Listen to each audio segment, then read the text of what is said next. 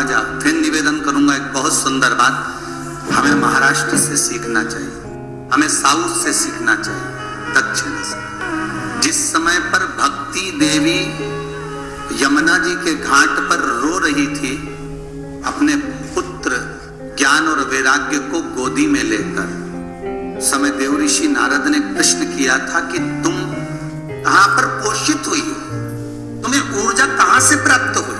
तो कहा मैं गुजरात से तो चली हूं। और वहां से चलती चलती भक्ति देवी कहती है मैं बहुत दुखी होकर, बूढ़ी होकर, द्रवित होकर, बड़ी दुख में वहां से चलते चलते जब मैं महाराष्ट्र में पहुंची तो मैंने वहां जाकर देखा कि वहां पर लोग हर पल हर घड़ी ब्रह्म मुहूर्त में उठकर स्मरण करते हैं, नाम जाप करते हैं और दरवाजे पर जल छीट कर रंगोली डालते हैं। तो कह रही है कि वहां पर मैं थोड़ी अवस्थावान होने लगी, वहां मुझे अच्छा लगने लगा। जब मैं और आगे बढ़ी, दक्षिण में जब पहुंची, वहां पर जाकर मैंने देखा कि सुबह से उठकर मंगलाचरण, मंगला स्तोत्र और वेदों की ध्वनि होने लगी।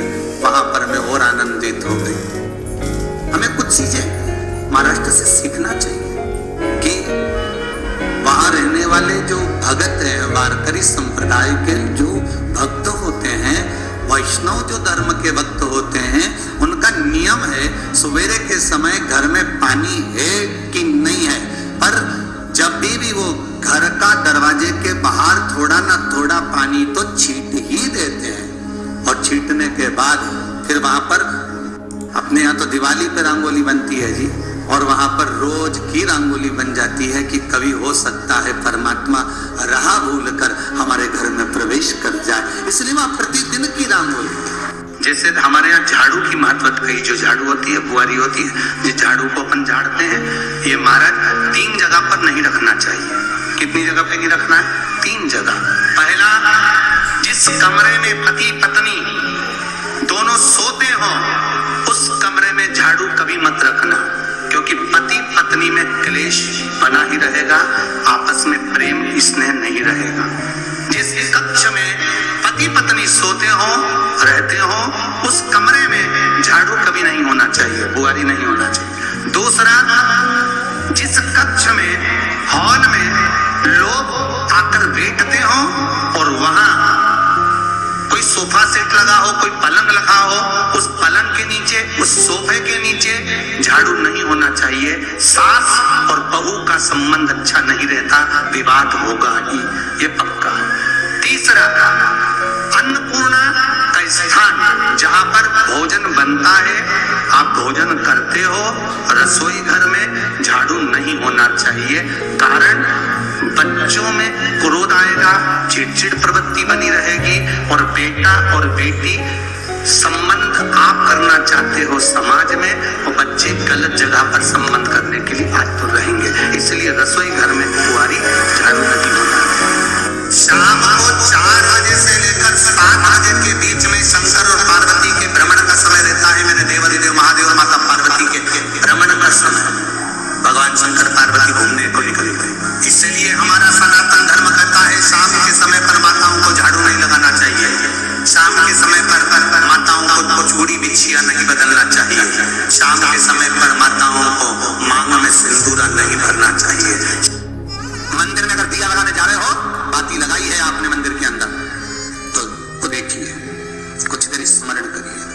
हमारे यहाँ तो यहाँ तक कहा गया है कि किसी मुर्दे को अगर जलाया भी जाता है तो कभी गोल बत्ती नहीं लगती। आप मटके के पास में, परिंदे के पास में, जल के पात्र के पास में कोई भी अगर दिया लगाएंगे तो वहां गोल बत्ती रखकर लगाएंगे तो घर में लक्ष्मी नहीं टिकेगी।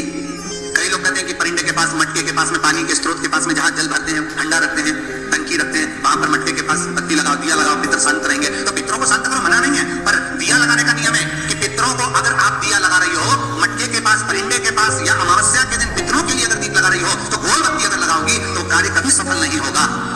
घर में लक्ष्मी नहीं टिकेगी, संपदा नहीं रहेगी, घर में कोई ना कोई बीमार पड़ा ही रहेगा, धन आएगा जाएगा, टिकेगा नहीं। इसलिए पितरों के लिए अगर दिया लगाना है, पूर्वजों के लिए दिया है, तो कपाल क्रिया तक रुकना पड़ता है कि थोड़ा रुकिए, कोई पीछे से आकर कुछ कर ना जाए। दीप जलाएं, थोड़ी देर रुकिए। और दीप का भी नियम है हमारा, दीप का भी नियम है। दिए में जो फूल बत्ती लगती है, गोल बत्ती लगती है, गोल वाली, ये बत्ती हमेशा, कोई विष्णु भगवान की पूजन कर रहे हो, शिव जी की पूजन कर रहे हो, कोई अन्य देवता का अगर स्मरण कर रहे हो तो गोल बत्ती लगाई जाती है। भगवान के मंदिर में पूजन कर रहे हो तो गोल बत्ती लगाओ। लंबी बत्ती, लंबी वाली जो बत्ती होती है, लक्ष्मी की पूजन में, देवी पूजन में, जितनी भी माताओं की आप पूजन करोगे, जितनी भी देवियों का आप स्मरण करोगे, उसमें लंबी बत्ती का प्रमाण है। पितरों की पूजन में लंबी बत्ती का प्रमाण है, लगाना है। पितरों के लिए अगर दीप लगाना है तो लंबी बत्ती लगाइए, लंबी लंबी बत्ती का प्रमाण हमारे यहाँ शास्त्र का, गोल बत्ती का।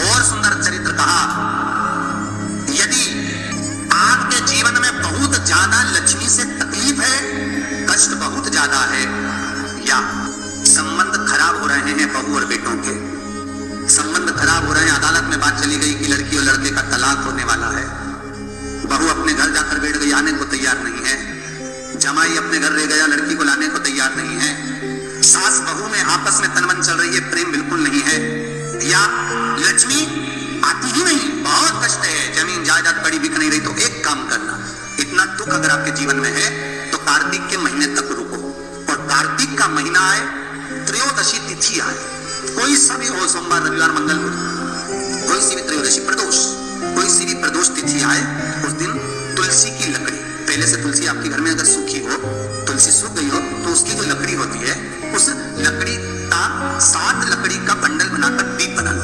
लकड़ी का दीप मतलब लकड़ी पतली पतली डालियों को लेकर कच्चे सूत से उसको बांधो और बांधकर घी में डुबक दो। कार्तिक के महीने में शुक्ल पक्ष की त्रयोदशी तिथि जब आए, प्रदोष का जब व्रत आए, उस दिन भगवान के मंदिर में, शिव मंदिर में नहीं, भगवान किसी भी देवता के मंदिर में, विष्णु के मंदिर में, नारायण के मंदिर में, कृष्ण मंदिर में, राम मंदिर में, किसी भी मंदिर में, मंदिर ना हो तो अपने घर के मंदिर में शाम के समय पर उस तुलसी की लकड़ी का दीप, दिया भरकर उसमें घी डालकर